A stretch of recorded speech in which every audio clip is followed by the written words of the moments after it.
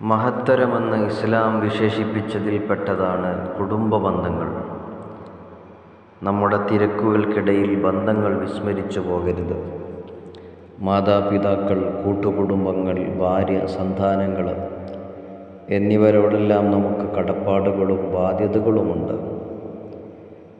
മൻ സർറഹു അൻ യബ്സുത ഫീ റിസ്ഖിഹി വ അൻ യുനസ്സാ ലഹു ഫീ അസരിഹി ഫല്യസ്വിൽ റഹിമ. ഭക്ഷണത്തിൽ വിശാലതയും ദീർഘായുസ്സും ആരെയെങ്കിലും സന്തോഷിപ്പിക്കുന്നുവെങ്കിൽ അവൻ കുടുംബബന്ധം ചേർക്കട്ടെ എന്ന് മുത്തുനബി പഠിപ്പിച്ചിട്ടുണ്ട്. കുടുംബബന്ധങ്ങൾ മുറിക്കുന്നവൻ സ്വർഗത്തിൽ പ്രവേശിക്കുകയില്ലെന്നും മുത്തുനബി അരുളിയിട്ടുണ്ട്.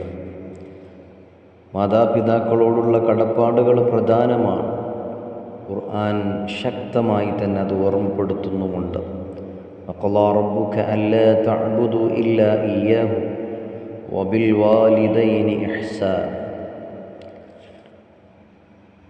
നിന്റെ രക്ഷിതാവ് വിധിച്ചിട്ടുണ്ട്, അല്ലാഹുവിനെയല്ലാതെ ആരാധിക്കരുത്, മാതാപിതാക്കൾക്ക് ഗുണം ചെയ്യണം. അങ്ങനെ തുടങ്ങിയ ആയത്തുകൾ നമുക്ക് വലിയ പാഠമാണ്.